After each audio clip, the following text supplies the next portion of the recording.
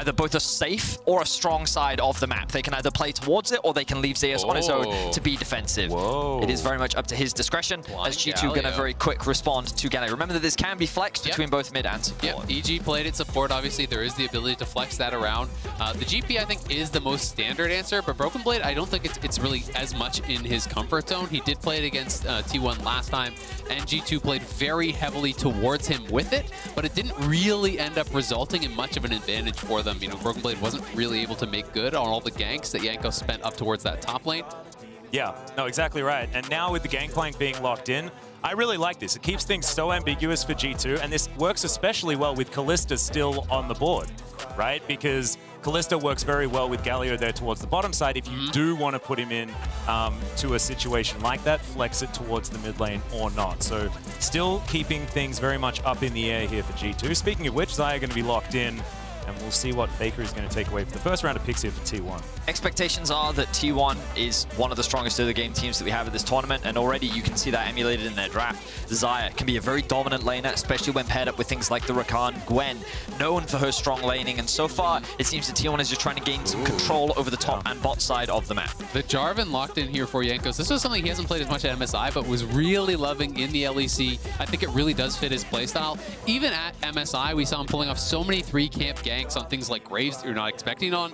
With the J4, he can find these creative angles. He can really get in, get active in the early game. And to me, that spells that they want to play it very, very aggressive here early on. The J4 is going to be a great champion to do it with. Yeah, and also with the Gangplank there towards the top side, you lessen the opportunities for something like a Camille. Like the Galio delivery system is something that Jarvan has always been very good at. But T1 going to take their opportunity to get rid of the Kai'Sa, of course, Xayah Kai'Sa. We all remember those days. And LeBlanc is going to be taken away alongside the second half of the Lovers duo in the Rakan. Sorry, Medic, it's not going to happen today. And I think the Kai'Sa ban makes a lot of sense here. To me, by far, that has been Flakket's best champion. You know, he's been really dominant on it. And I think he's going to have to prove that he can really perform to the level of Gumayusi and Keria on other champions. If G2 are going to be successful in this series, you can't just depend on that one pick because he's going to get targeted. Well, my expectation is that MF will be the direction that they go for. I do like the Senna ban. I think that that actually makes a lot of sense because when we think about the Galio as a flex, Senna Galio was one of the common go-tos that you could draft towards the bot side of the map. But MF is the other one that I do think of. He did play a lot of Zeri during the, well, playoffs, and of course, we did see it a little bit at the beginning of MSI, but very debatable if it is still considered strong. Felios was actually something during the regular season he played a lot of, as every AD carry on the planet did. Yeah, I was going to say. Did you guys play Jinx too? Yeah, they did in fact play a lot of Jinx. Wow, Jinx from Arcade? I know, crazy.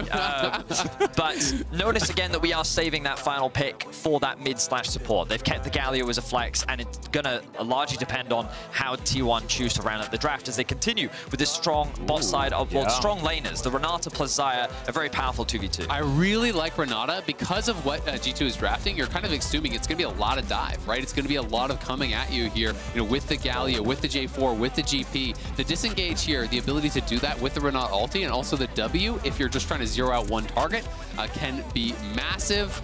This is so interesting. Tristana mid going to be locked in for Faker, but this is assuming the Galio is going into the mid lane. Flex. So we knew, of course, we'd spoken about it already, that is definitely a flex pick, but seems like Faker doesn't mind that whatsoever. Tristana going to be picked up and most likely heading towards that mid lane unless there's some Xayah shenanigans.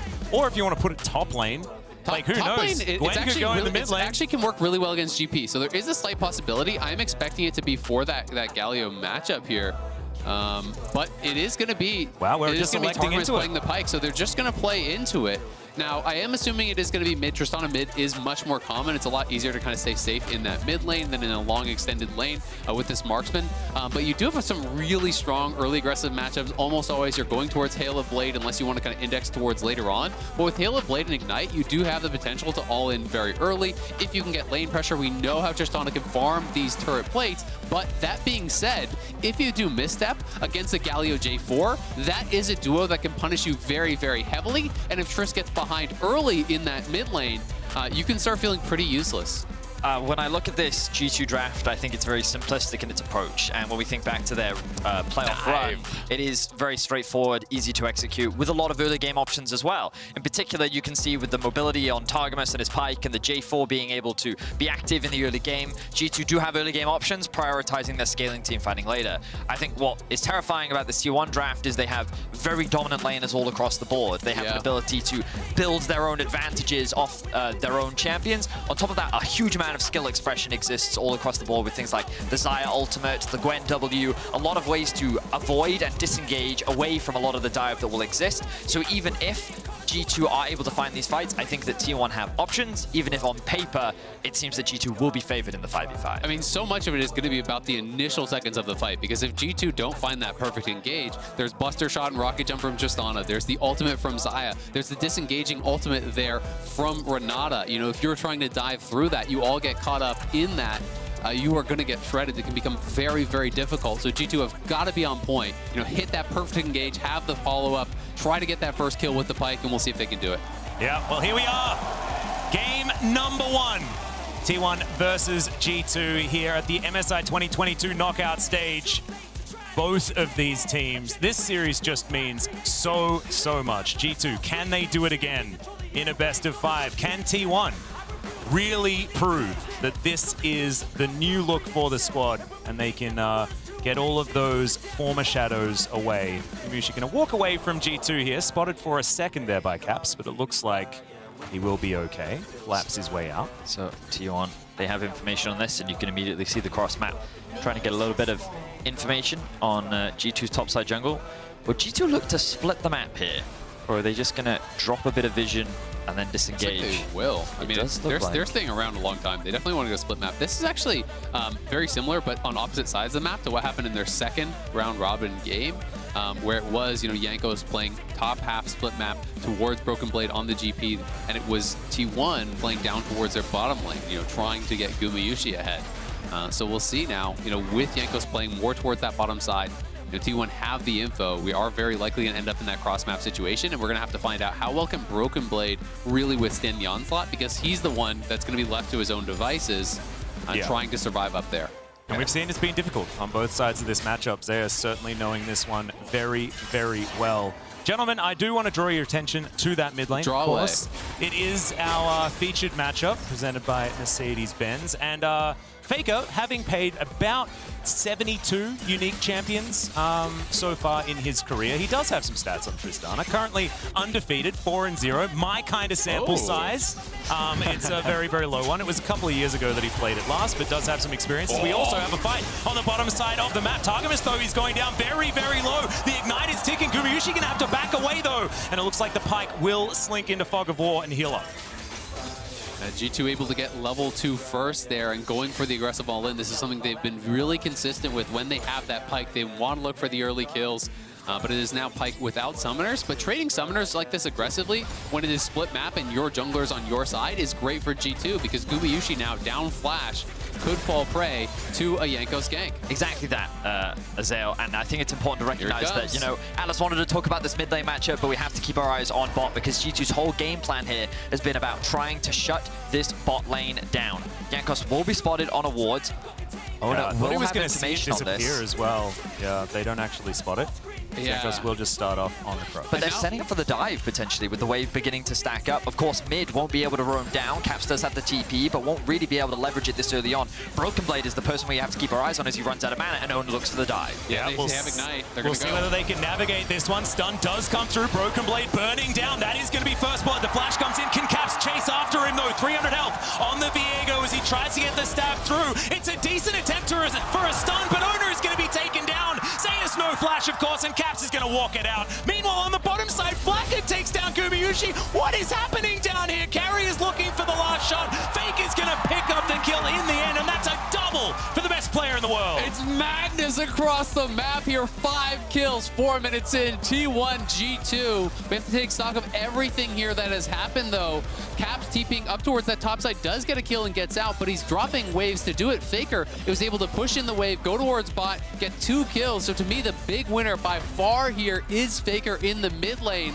And we'll have to see if G2 on the other side can really make use of this one kill that they got Flak at, because he is now quite ahead of Gumayusi, who lost that farm on the dive and did not get a kill himself. Yeah, a lot of things that, as Dale highlighted, just happened in a very short period of time. I'm curious as to where the replay is going to start. So we're going to have a look at this bot lane. As you can see, a level advantage for G2. The aggro starts by being taken by Targamas. Then they're going to set up the focus onto Gumayusi, but the damage onto Jankos and the fact that Flakid can't kill Gumayusi quickly enough means that Faker has enough time to get down here. And look, he's in the perfect position to set up for these 2 kills. Throws the Ignite down onto Flakid. Carrier's going to throw down those auto attacks to help secure that kill, and Faker's going to shut down onto Jankos. So just really good response there from Faker. The dive didn't go out the way in which G2 wanted, and on the top side of the map, T1 pulled off a well-executed dive themselves. So T1 with a very big lead already. But they're looking for a repeat now. They know the summoners are still down on Gumayusi. Caps, though, spotted out. Noner going to intercept here, make things a little bit awkward as Faker's now cheating down. They're going to collapse. Carrie's going to handshake Caps here. He's looking to try and get out. The blast cone's going to disappear, though, and he does have the taunt, but that's exactly what T1 wanted, I think. Faker's going to jump over the wall, and it's just a matter of a few seconds. Can these double buffs actually be taken here by T1? As Faker, I think, should be able to get an auto in. Oh! It is going to be Owner that locks down the kill, so claims the double buffs, and Faker looked like he didn't want to take it. Well, I think it was one of those situations where there's never really a bad one, right? Either your jungler's get the double buffs refreshed, or the mid laner gets another kill. But the fact that G2, they keep trying to attack this bot lane and the action continues. Yeah, Flakid taking a fair bit of damage here as Targamas is going to disappear for a moment. Owner's down here as well, though. And it feels like both of these teams just testing each other at every single turn. Yeah, absolutely. They're both fully down to scrap here. You know, Faker, I think he would have liked the kill, but probably would have had to commit his flash to get it and just decided it's not really worth expending that flash to do so. We'll hold on to it. He is getting very far ahead of Caps, though, because Caps has been aggressively roaming and is in this counter matchup. But we can see Jankos now out around mid, and Faker is very far pushed up with no wards. So potentially they could make something happen, but it looks like Jankos is heading to bot. Yeah, Flakid's in a little bit of trouble here. His owner's going to rotate over, looking for some vision. That control ward is going to spot him out as he makes his way in. Jankos as well, completely unseen right now as Faker moves himself out of the brush. That control ward would spot the Jarvan if he was going to come in, but right now going to stay in Fog of War. Explosive charge onto Caps. It's just such a difficult matchup here for the Galio. The experience difference is really starting to build, though, especially along with the gold lead that T1 have been able to accrue. Notice that there's a jungle experience lead, of course the mid experience lead, as Azale was already highlighting, with Caps roaming around the map so much. The bot lane, given that they've been able to weather the storm, have done a really good job, and it surprises me because when we think about expectations coming into this matchup, T1 was expected to get this early game lead, especially with the draft that they have drafted for themselves. The fact that G2 trying to be so aggressive in the early game to try and match and challenge this, they had a very clear game plan of attack the bot side of the map. But now I'm worried for G2 because this early game style is not something that we typically see from them. This level of aggression is not something that we often see from them. And now it's only going to make those team fights that they want to play towards even harder. It absolutely is. And we know that T1 is just so deadly with a lead. In 9 out of their 10 Rumble games, they were able to grab that first Herald. In 10 out of their 10 Rumble games, they were able to secure first tower, never once giving up a tower pre-14 of their own.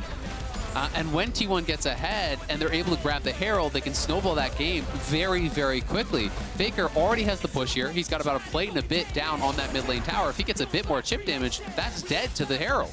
Yep, but you have to remember that in the first game, these two teams faced off in 5,000 gold was the advantage that T1 managed to accrue in the early stage of the game, and that seemed to be G2's sweet spot. I remember that. I was there, and it hurt my feelings just a little bit. Yeah, it's certainly something that history has denoted before, but G2 now looking for an opportunity on the bottom side. Gumayusi and Carrier not going to give them that one, but red and white guns going to tear through that turret beautifully here for Flakid. And G2 look to have the game plan of we're going to try and get our bot lane as far ahead as we possibly can, and then hope that we can win these later game team fights. So I like the initial decision from G2. I like the response from T1 even more. Dropping the Herald mid, I think makes so much sense because it gives you so much more map control. And Faker's ability to siege is super strong as they look for another dive. Yeah, Cataclysm's going to start this one up as Jankos trying to get out of there, is going to survive for now. Gumayusi looking to get out. The Ignite is ticking down, but it looks like he might have got himself to relative safety. No, the answer is absolutely not, and it's a great dive to come on through. Even though G2 punch each other just a little bit on the way out, it's not going to be enough to turn it. But look at mid lane. They got 2 towers, 2 full towers there. Faker, if we get a look at the gold lead, is going to be astronomically ahead. Already has the mythic complete here. Well, Caps has got some steel shoes and a Kindle gem.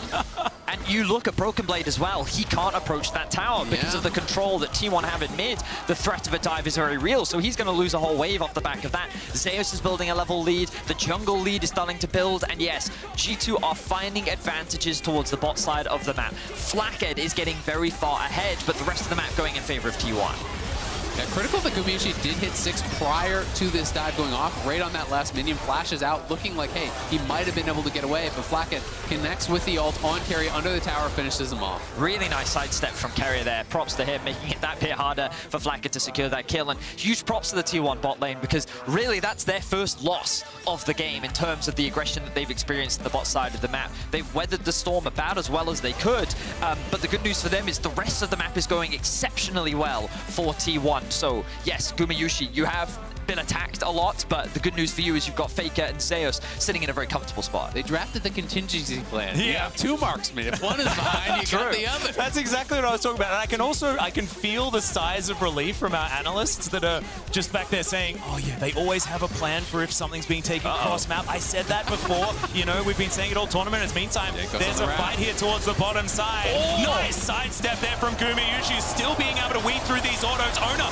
turns up as well. Targamas in trouble, but is going to stay alive for now. Gumayusi not going to be able to find that kill and will be taken down. G2 now happy with what they've taken. Faker moving on in. It's a flash forward. It's Jankos going to get headshot out of that opportunity. Faker's going to pick up the kill as he dives on in, and he's not going to be over hungry to pick up more of these resets as T1 answer back. What a play by Carrier, though. The timing on the handshake, yanking Jankos back here right as Faker arrives. So T1 get the return kill. They're pushing in. And they're 8 and oh my god, they're so far ahead already. 4,500. So many plates. It's more than a kitchen here towards the bottom side, as that is going to be the ulti going wide from Carrier. Unfortunately, Faker decent sidestep on the Winds of War. But G2 tidy up the minion wave, and they're not going to lose too many more of those plates bottom lane. Okay, I feel like there was a movie about bullets bending. Yeah, wanted. I feel like all of the Great skills movie. are just bending around T1 because they're sidestepping everything. Okay, it's disgusting to watch how good they are at dodging all of these skills. But such a well-executed early game once again from T1. And, you know, we talked about it yesterday on the analyst test. The analyst talked about it again today. Trying to fight this team in the early game is a very difficult thing to do. Look at how much they're sidestepping. Gumayusi going to see the EQ sidestep that once again. And the props to him. There's only so much he can do, and this much is thrown at him. But the response from T1 is equally as strong. I mean, it's incredible, right? Like, it should have just been a super easy free kill, but they're able to avoid the pike hook. They're able to avoid the knockup. We can see in the replay, Broken Blade going to get away, but there is that handshake pulling him back, and Faker comes in with the Gale Force active, gets that kill. They secure the Dragon. I was going to say 8 plates, but they made a liar out of me as they grabbed another plate top, so they're up to at least, I think, 9 now at this point. Yep, Zeus also going to make it out before the ward comes down, so he's going to escape unscathed. 3-0-0 on the Tristana. And I love this, you know, because the bottom lane was getting talked up so much coming into MSI, of course, for T1. Gumayusi Carrier, best bottom lane in the world. I was one of the people on tape saying that. And it looks like G2 got the memo. They're like, well, we're going to take down this best bottom lane in the world. And you know what that means? That means Faker's 3-0-0 with a billion farm left completely on his own to wipe out every plate on the map. It's absurd. Gets another full tower here on the bottom side of the map before plates go down. And it's just such a smart pick. You know, coming into yesterday's series, I was thinking if we were going to see this kind of matchup, it would be against Shahu, because he's such a Galio guy. He's known for it. You can imagine they were ready for the Galio matchup, right? Yeah, exactly. But we didn't get to see that. And then here, you know, G2, I think less expected that they would just be slapping down the Galio this early. But T1 very clearly ready with the game plan. It has worked out incredibly well. Both their marksmen now on Gale Force here. You can see despite all of the effort to put Flackhead ahead, Gumayusi is right up there with him. He is 600 gold down, but he has the same items in inventory right now. And T1 have opened up a nearly 6,000 gold lead here, not even 14 minutes into the game. Half of that's on Faker. And the thing I want to really iterate here is that T1 didn't even do much to set Faker up to get that. It was very much a G2's early game proactivity. Faker was just the recipient of. All those bot lane dives, sure, I'll roam bot, I'll pick myself up a couple kills. Oh, Caps, you don't want to be in lane? That's fine. I'll take your plates, I'll take your towers. And it's literally just been T1 punishing all of the decisions that G2 has been making in this early game. And this was one of the big concerns I had for trying to match this team in the early game, because T1, regardless of what you tried to do to them, within the first 15 minutes of the game, they have a plan, they have a response, and they will look to punish you for every small mistake you make. Well, Cannon Barrage available here for Broken Blade, but they're not going to go for it. Faker is going to make it out. Just a rocket jump required as they look for this Herald. And one of the most impressive things about T1 to me is that just through pure laning skill, they're often able to get advantages on both sides of the map when it's really supposed to be a trade, right? You're supposed to trade Dragons on bot side for Herald and a gold lead on top side, but T1 is able to outplay in so many situations and have so many incredible individuals as far as the laning goes that, you know, really, it was a split map, bot side advantage for G2.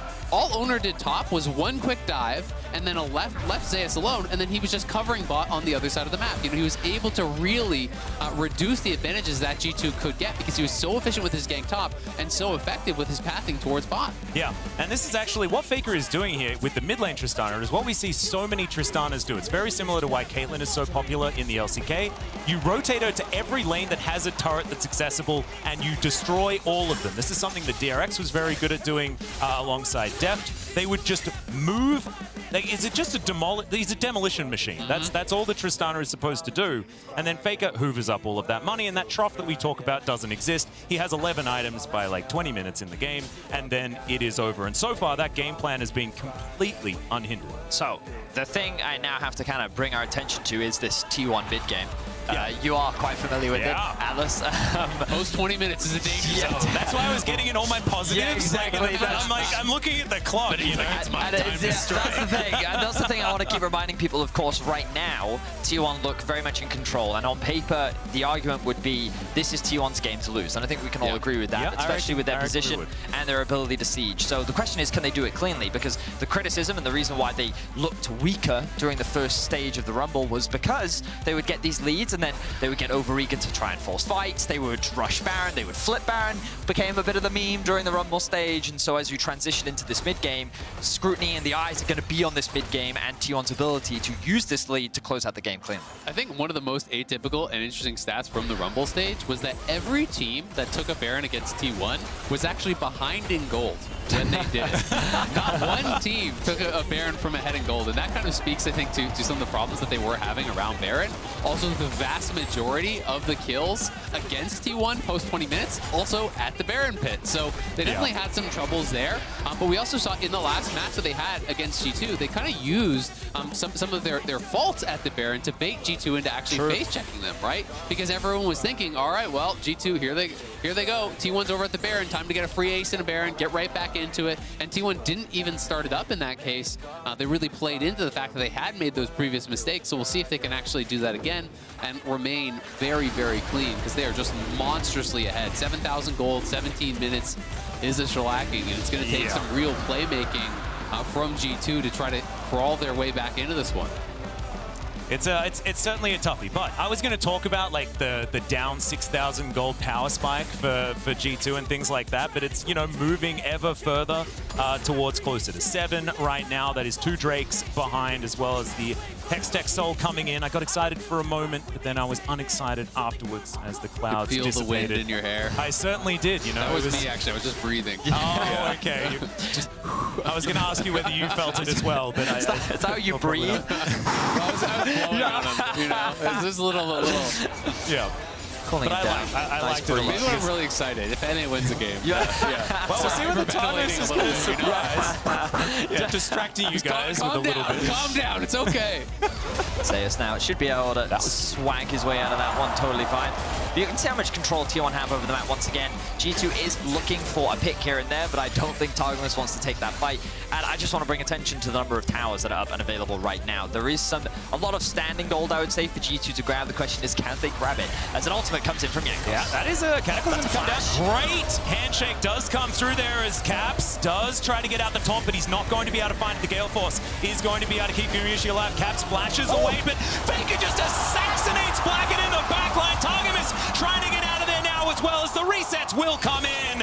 Jankos is lying on the ground, and this taunt is not going to work. The Heartbreaker is going to come through, but Owner is going to get taken down. Caps goes golden again at exactly the right time. Zeus now wrapping around Carrier, moving in, flashes forward, doesn't get the handshake though, as Broken Blade melee range against this Renata, but it looks like Carrier doesn't really mind. Zeus is so scary, but the top lane, they're losing everything. This is why I keep casting team fights, and the whole base is exploding. T1 are winning on the other side of the map. A very scrappy fight here between G2 and T1, but T1 taking the Hex Gates, they grab that top inhib, and they are getting further and further ahead here. Really close fight, but you can just see the gold lead for Faker.